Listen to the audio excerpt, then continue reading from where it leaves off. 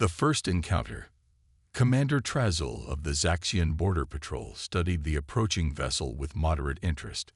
His sensory frills flickered as he processed the scanned data filtering through the command console. Human vessel identified. Announced his second-in-command, Officer Vex. Designation: Second Wind. Classification: Civilian Tourism Cruiser. Tourism. Trazul's scales shifted to a curious blue-green. This close to restricted space. It appears to be on a sanctioned route, Commander. Their flight plan indicates they're visiting the Cerulean Nebula viewing corridor. Trazul clicked his mandibles thoughtfully. The Zaxian hegemony had only recently established formal relations with the Sol Federation. Their understanding of humans remained limited despite the extensive briefings provided by the diplomatic corps. Standard inspection protocol, he decided. Let's ensure they understand our borders.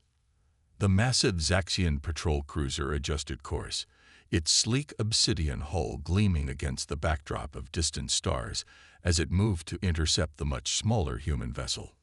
Aboard the Second Wind, Captain Margaret Chen was enjoying her morning coffee in the ship's observation lounge when the proximity alert sounded. At 72, with silver hair cropped in a practical style that hadn't changed in 50 years, she still maintained the alert posture of someone who had spent 4 decades in Sol Fleet Command. "Captain," her first officer's voice came through the comm. "We have a Zaxian patrol vessel on approach. They're requesting permission to board for inspection." Margaret sighed, setting down her coffee. "Tell our guests to stay calm and follow protocol. I'll be on the bridge shortly." The Second Wind wasn't an ordinary tourism vessel, though it was registered as such. Its passenger manifest consisted entirely of military veterans, most over 65 Earth years, enjoying what they called their remembrance cruise, visiting the sites of major battles they had participated in during a Proximan War 30 years prior. When Margaret reached the bridge, the Zaxian vessel was already looming large on the view screen, dwarfing their modest cruiser.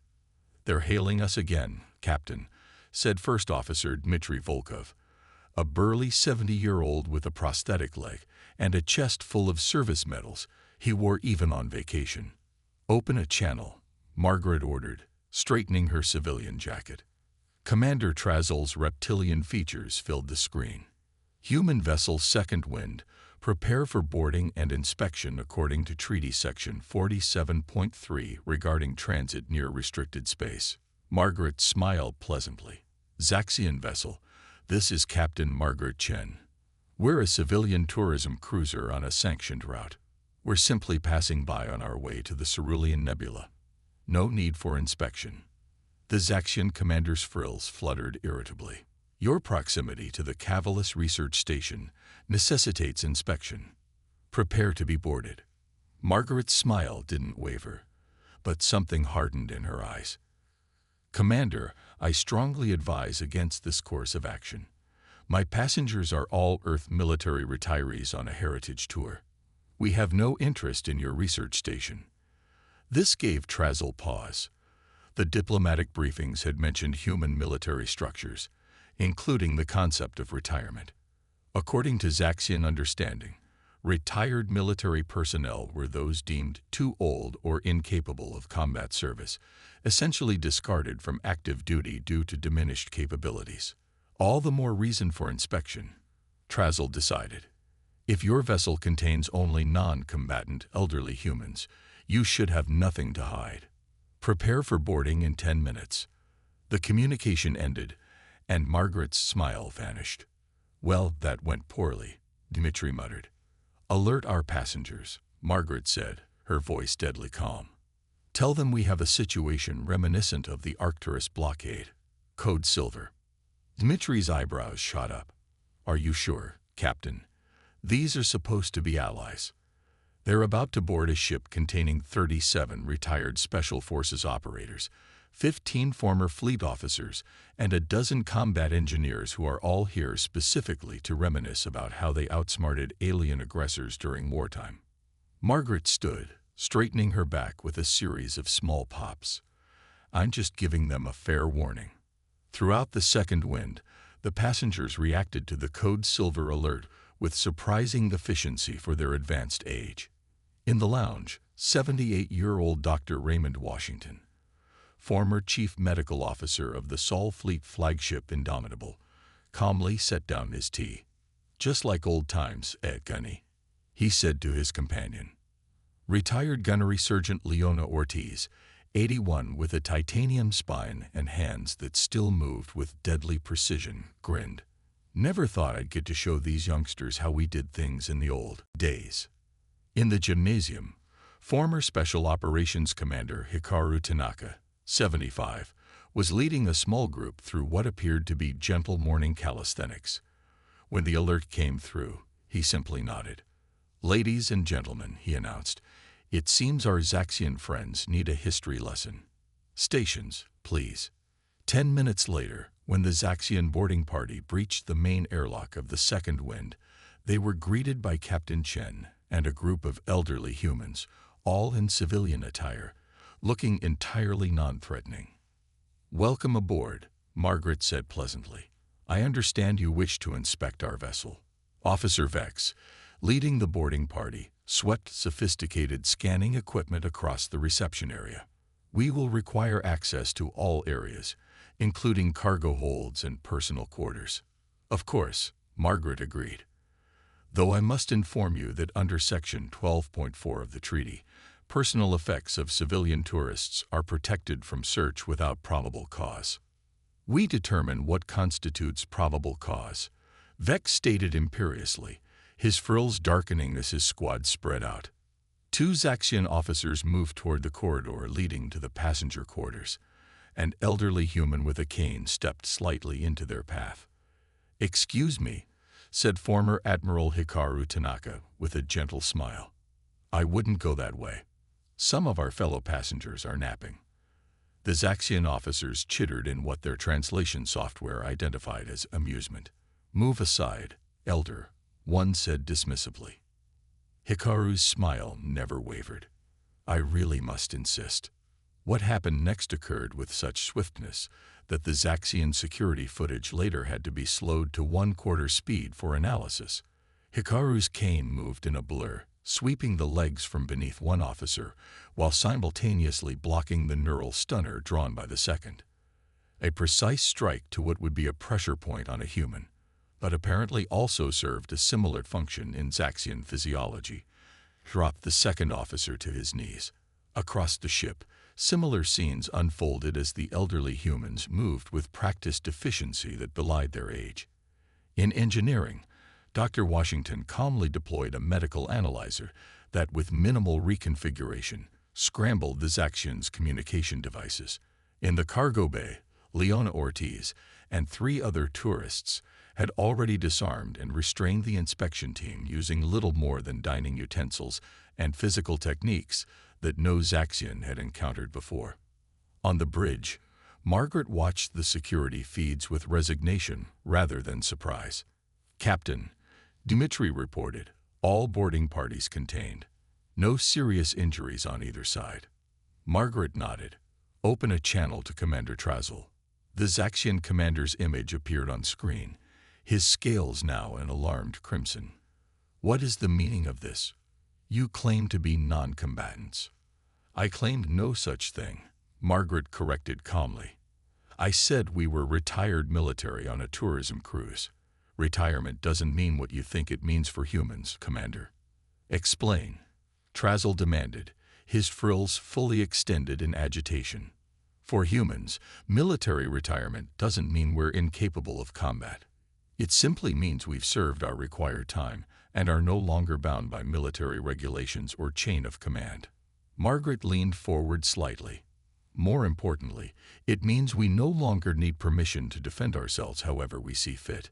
Trazel's eyes widened. "You are all still combat capable. Commander, the youngest person on this ship has 40 years of combat experience. We didn't forget how to fight. We just don't need to follow rules of engagement anymore." Margaret's voice remained pleasant but firm. "Now shall we discuss the retrieval of your boarding party, or would you prefer a demonstration of what else a ship full of retirees remembers how to do?" The implications were not lost on Trazel.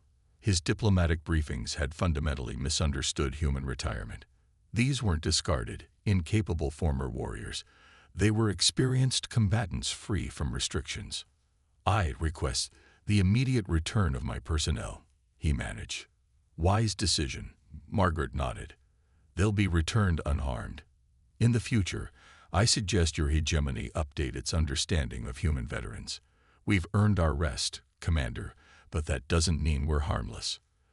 As the Zaxian boarding party was escorted back to the airlock, visibly shaken but largely unharmed, word of the incident was already spreading through secure channels among other retirement communities across human space. By the time the second wind resumed its course to the Cerulean Nebula, the first responses were being organized.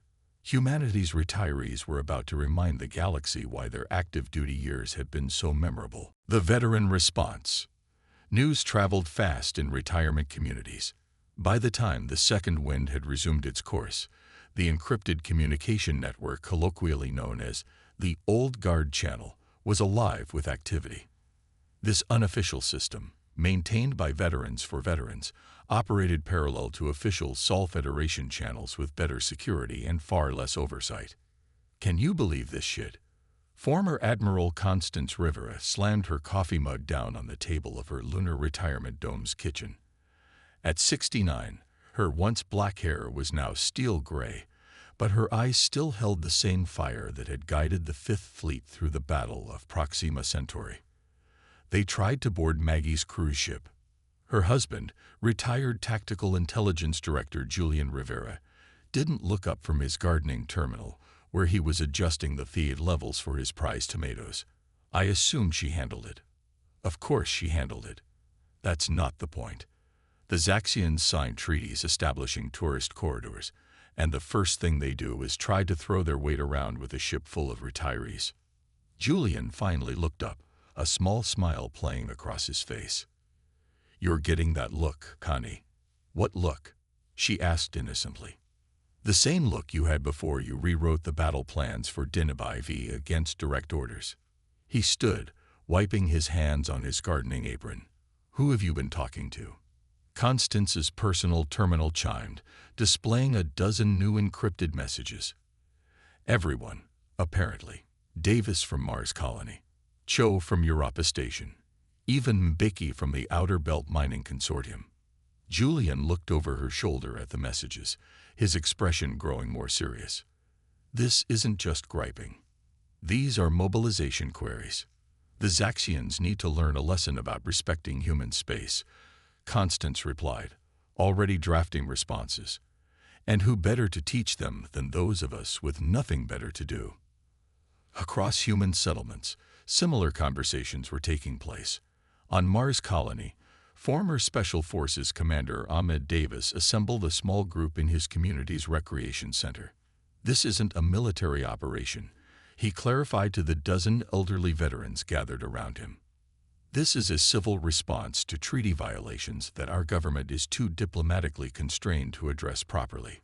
"Cut the bureaucratic doublespeak, Davis," called out Grace Wong, a former demolition specialist who now taught pottery classes to Mars colonists. At 74, her hands were still remarkably steady. "You're saying we're going to show these scaly bastards what happens when you mess with human retirees?" Davis's weathered face broke into a grin. "Precisely. Who's in?" Every hand in the room went up. Meanwhile, in the Zaxian Hegemony Central Command, the incident report from Commander Trazul had triggered an emergency session of the High Command. Grand Strategist Kolvex, his scales the deep purple of his prestigious rank, studied the footage for the third time. "Impossible," he muttered. "These humans are beyond their physical prime. How do they disable an entire boarding party without casualties?"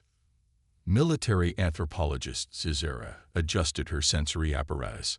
"Our intelligence on human military structures appears to have been incomplete, Grand Strategist."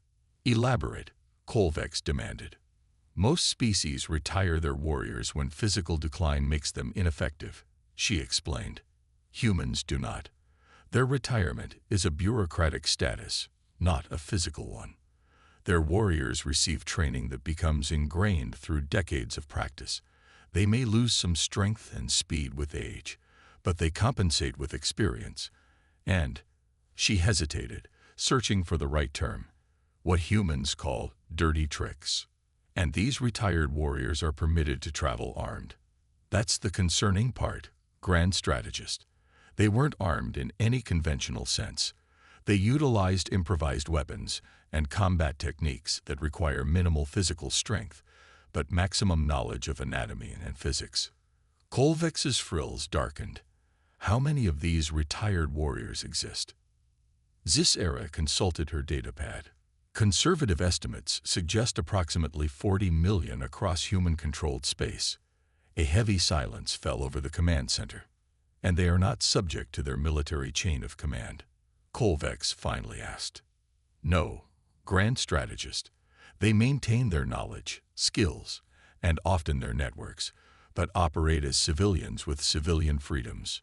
Impossible, Kolvex repeated, though with less conviction. No species would create a warrior class and then simply release them. Yet that appears to be exactly what humans do, Zis-Era confirmed. And based on intercepted communications, the Second Wind incident has activated something they call the Old Guard Network. Before Kolvex could respond, a junior officer burst into the chamber, his scales flashing the bright orange of alarm. Grand Strategist. Outpost Zeta-9 reports unusual activity. Multiple small vessels approaching from human space. Back in human territory, the response was taking shape faster than any official military operation could have. Without bureaucracy, without approval chains, decisions were made in minutes rather than days. On Europa Station, former fleet captain Jin Cho watched as her personal yacht, the Borrowed Time, was loaded with equipment that definitely wasn't on the manifest filed with station authorities. At 71, she still maintained her captain's bearing, her short silver hair immaculately styled even as she supervised the loading operation. Careful with that crate, Santiago, she called to a burly 78-year-old man with a prosthetic arm. Those targeting systems are worth more than this whole ship.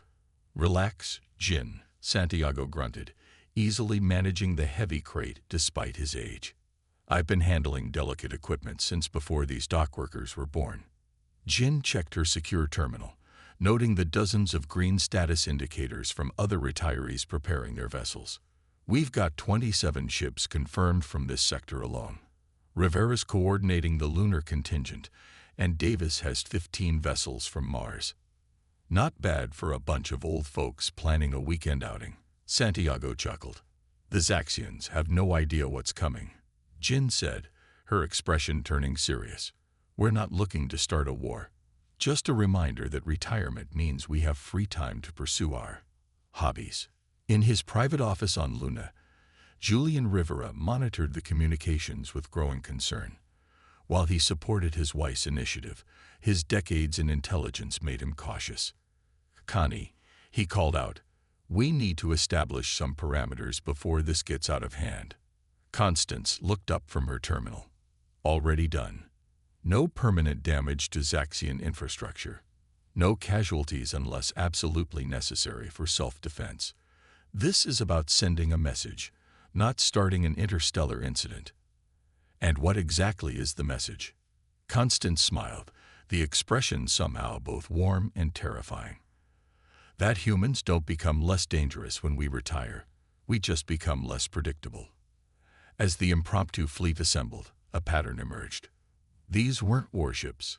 They were pleasure yachts, mining scouts, research vessels, and tourism cruisers. But each was piloted by veterans with decades of experience, upgraded with systems that weren't exactly standard for civilian use, and crewed by individuals who had spent their formative years learning how to handle much larger and more complex military vessels.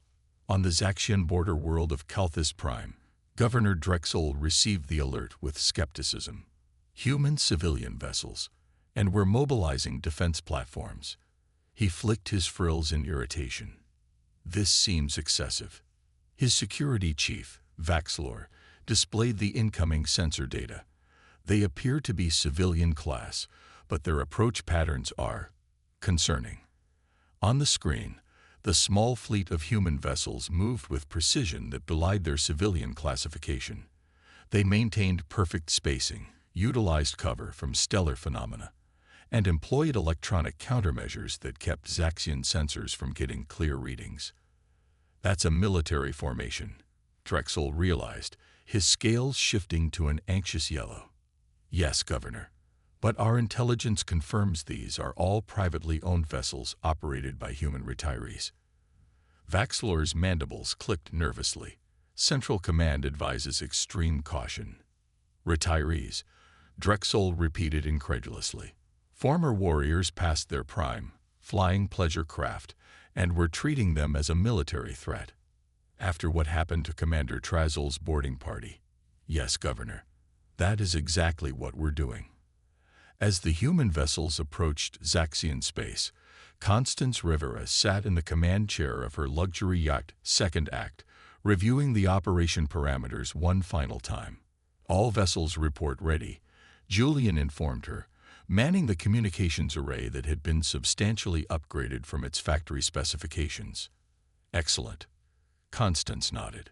Send the general broadcast on all Zaxian frequencies. Throughout Zaxian space, on military channels, civilian networks, and even entertainment broadcasts, the message played in perfect Zaxian language. Attention Zaxian hegemony forces. This is the human veteran recreational fleet. We are entering your space to demonstrate the consequences of violating human tourism vessel rights. We have no quarrel with the Zaxian people or government. However, we will not tolerate disrespect toward our retired personnel. Consider this an educational cruise. Lesson 1 begins shortly. As alarms blared across Zaxian space and military vessels scrambled to intercept, the elderly humans manning their civilian ships exchanged knowing smiles. They had all the time in the world, decades of experience, and nothing to lose. The Zaxian hegemony was about to learn why human retirement was something to be respected, not dismissed. Operation Silver Fox. Captain Helena Reeves sat comfortably in the command chair of her personal vessel, the Lake Bloomer. At 76, with artificial knees and a spine reinforced with military-grade implants, she moved more smoothly than many humans half her age. Her snow-white hair was pulled back in a tight bun, revealing the neural interface port at the base of her skull, a relic from her days commanding stealth operations during the Proximan War. All vessels in formation, reported Thomas Chen, her first officer and husband of 30 years. At 74, the former tactical officer still retained the sharp eyes and quicker mind that had made him legendary in fleet intelligence. Status on Zaxian defenses, Helena asked, sipping from a mug of tea as calmly as if she were sitting in their lunar apartment. Predictable, Thomas replied with a hint of disappointment. They've established a perimeter around Outpost Zeta 9 with their primary combat vessels. Point defense systems activating. They're following Standard Hegemony Defense Protocol 5. Helena smiled. How convenient that those protocols were declassified 10 years ago. Almost like they forgot who wrote the analytical reports on their tactical doctrines during the border conflicts. That would be you, dear, Thomas reminded her with a wry smile. Indeed. Helena set down her tea and opened the secure channel to the rest of their improvised fleet. Silver Fox actual to all vessels. The Zaxians have deployed exactly as anticipated. Execute Phase 1. Across 38 civilian vessels, retired veterans acknowledged the order with none of the formality or protocol of active military, but all of the precision. Small craft began detaching from the larger vessels, personal shuttles, recreational skimmers, and mining pods, each barely large enough for 1 or 2 occupants. On the main Zaxian defense vessel, the Indomitable Claw, Commander Vexen watched with mounting confusion. They're deploying. Pleasure craft. He chittered to his second-in-command. What possible threat could those pose? Unknown, Commander, replied his tactical officer. But sensors detect unusual energy signatures from those small craft. They appear to have been modified. Vexhan's confusion turned to alarm as the swarm of small human vessels suddenly accelerated to speeds no pleasure craft should achieve, each taking an erratic, unpredictable course toward his defense perimeter. "Target those craft," he ordered. "Warning shots only." The massive defense platforms orbiting Outpost Zeta 9 came alive, energy weapons charging and point defense systems tracking the incoming human vessels. But the targeting computers struggled to maintain locks on the erratically moving small craft. Aboard her personal skimmer, the last hurrah, 73-year-old Sofia Rodriguez laughed with genuine delight as she executed maneuvers that would make most younger pilots black out. "Just like the simulations we used to run, Jae-hoon," she called to her co-pilot, former Special Forces operator Jae-hoon Park, now 80 with a completely artificial right arm and shoulder. "Better," Jae-hoon grinned, his fingers dancing across the control panel that was interfaced directly with his prosthetics. The simulations had rules. As the Zaxian defense platforms fired warning shots, the small human craft scattered like startled fish, each executing pre-assigned evasion patterns with precision that belied their civilian origin. Not a single shot connected. "Analysis?" Helena asked aboard the command vessel, watching the tactical display with practiced calm.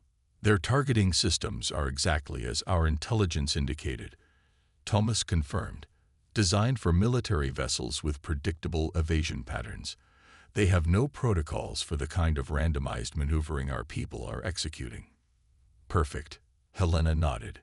"Signal Phase 2. Across the swarm of small craft, retirees acknowledged and began the next stage of the operation. From each vessel, small objects were released, devices no larger than a human hand that propelled themselves towards specific points in the Zaxian defense grid. Commander Vexhan's tactical officer suddenly straightened in alarm. "Commander, multiple small objects approaching our sensor arrays. They appear to be. I'm not certain what they are." "Destroy them," Vexhan ordered, his frills darkening with stress. "Targeting systems cannot lock on. They're too small and moving too erratically." Throughout the Zaxian defense grid, the small devices attached themselves to crucial systems: communications arrays, sensor nodes, weapons control junctions. There was no explosion, no obvious damage. For a moment, nothing seemed to happen. Then the entire Zaxian defense grid went dark. "What's happening?" Vexhan demanded as his command console flickered and displays showed cascading failures across all systems. "Some kind of targeted electromagnetic pulse," his chief engineer reported frantically. "But unlike anything we've encountered before. It's not damaging the hardware, but it's corrupting all our operating systems simultaneously." In the sudden confusion, Helena's voice broadcast across all Zaxian frequencies. "Zaxian Outpost Zeta 9. This is Captain Helena Reeves of the civilian recreational vessel Late Bloomer. Your defense systems have been temporarily disabled as a demonstration. We could have destroyed them entirely, but that would be impolite." Vexhan stared at the communication screen in disbelief. The human woman addressing him appeared elderly by their standards, sitting comfortably in what looked like a tourism vessel's command chair, sipping from a beverage container. "What is the meaning of this outrage?" he demanded. "This is an act of war against the hegemony." "Not at all," Helena corrected calmly.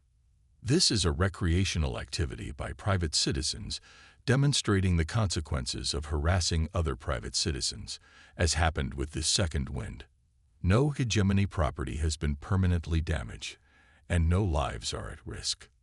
She took another sip of her tea before continuing. "Consider this an educational opportunity. Lesson 1. Human retirement doesn't mean what you think it means. We don't discard our warriors when they reach a certain age. We release them from constraints." As she spoke, the small craft began a coordinated dance through the disabled Zaxian defenses, executing maneuvers that spelled out words in the Zaxian symbolic language across their sensor displays.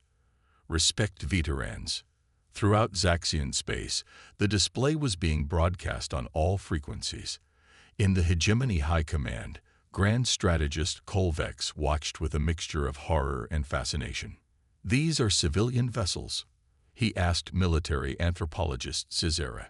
"Yes, Grand Strategist," she confirmed. "Private ownership by retired military personnel. The technical modifications appear extensive but fall within civilian parameters under human law. And this demonstration, it's not officially sanctioned by the human government. Our diplomatic channels indicate the Sol Federation is as surprised as we are. They claim no knowledge or control over these actions." Kolvex's scales shifted through colors of confusion, concern, and finally, understanding. They've created a force they don't need to control, a deterrent that operates without official sanction. "It appears so," Cesara agreed. "And based on the precision of this operation, these retirees maintain their skills and networks long after formal service." Back at Outpost Zeta 9, Helena's demonstration continued. The small craft reassembled into formation, then executed a series of maneuvers through the Zaxian defense perimeter that, when analyzed later, proved to exploit exactly 27 vulnerabilities in standard hegemony defensive positioning. "Your systems will reboot in approximately 1 hour," Helena informed Commander Vexen. "No permanent damage has been done. Consider this a professional courtesy from one military mind to another." "Professional courtesy," Vexen sputtered. "You claim to be civilians." "We are civilians," Helena smiled. "Civilians with extensive combat experience who are no longer bound by military regulations or diplomatic niceties. That's what retirement means for humans, Commander. Not that we can no longer fight, but that we no longer need permission to do so." As the human vessels regrouped and prepared to withdraw, Helena delivered her final message. "We could have destroyed this outpost. Instead, we chose to educate. Remember this lesson when you encounter human vessels in the future, regardless of the age of their crews." The transmission ended, and the fleet of modified civilian vessels departed Zaxian space as precisely as they had arrived, leaving behind an intact but thoroughly humiliated outpost and a hegemony forced to reconsider their understanding of human military structure. On the bridge of the Lake Bloomer, Helena allowed herself a small smile of satisfaction. "Phase 3, Thomas inquired.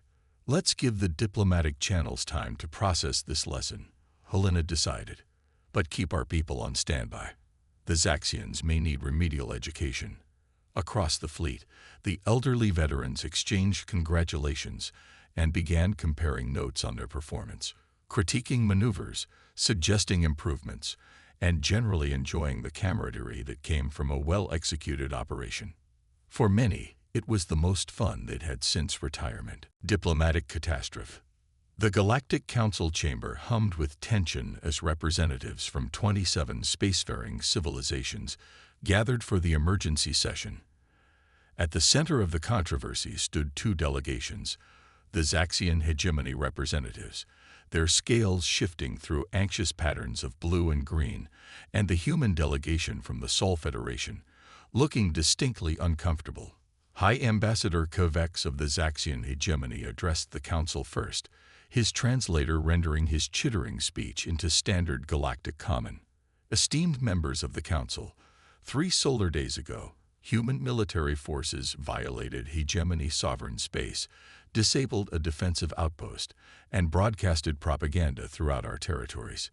This constitutes a clear act of aggression under Galactic Treaty Section 47.9 and demands immediate sanctions against the Sol Federation."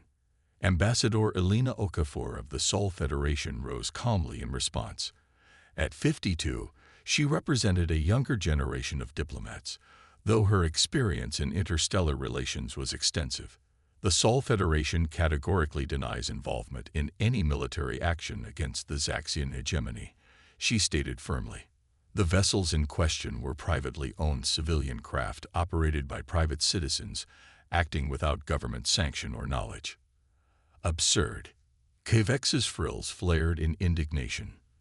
The operation was executed with military precision, utilized advanced electronic warfare techniques, and was led by former human fleet captain Helena Reeves. Your government expects us to believe these were merely tourists. Not tourists, Elena clarified, but certainly civilians. Retired military personnel acting independently. The Presiding Council Elder, a venerable Delvian whose translucent skin revealed the slow pulsing of multiple hearts, leaned forward. Ambassador Okafor, are you stating that the Sol Federation has no control over its former military personnel? That is correct, Elder, Elena confirmed. Under human law, once military service is completed, individuals become private citizens with all the rights and freedoms thereof, including the right to own private spacecraft and travel interstellar space. Quevex slammed a clawed appendage on the council table. This is preposterous. No civilized species allows its trained warriors to simply wander the galaxy unsupervised. A murmur of agreement rippled through several delegations. The concept was indeed alien to many council species, who either incorporated their warriors into lifetime service or ritually decommissioned them in ways that removed their combat capabilities. Ambassador Okafor, the Presiding Elder continued, your government must take responsibility for the actions of these veterans. The coordinated nature of their activities suggests organized military action.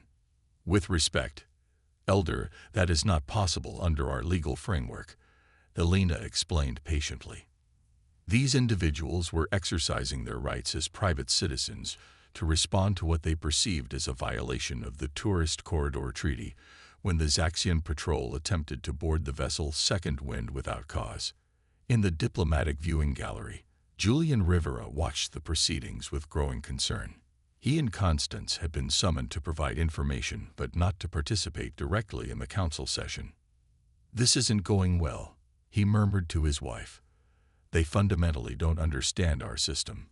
Constance nodded grimly.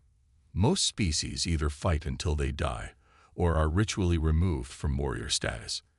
The concept of experienced warriors simply becoming civilians with retained knowledge is terrifying to them. On the council floor, Kovacs was becoming more agitated. If the Sol Federation cannot control its retired warriors, then they represent an unacceptable security risk to galactic peace. We demand that Earth either restrain these individuals or revoke their rights to interstellar travel. Elena maintained her diplomatic composure, though her voice took on a harder edge. The Sol Federation cannot and will not restrict the fundamental rights of its citizens based on their former professions. These veterans earned their freedom through service. Freedom to attack sovereign territories. Kovacs challenged. Freedom to respond proportionally when their own rights are violated. Elena countered. The Zaxian patrol had no grounds to board a civilian vessel following approved tourist routes. When confronted with this fact, they attempted to force compliance. The veterans demonstrated restraint by not causing permanent damage or casualties. The Presiding Elder called for order as multiple delegations began speaking at once. Ambassador Okafor, would you explain the human concept of retirement for the Council's clarity? Elena nodded. In human society, military personnel serve for a designated period, typically 20 to 40 years.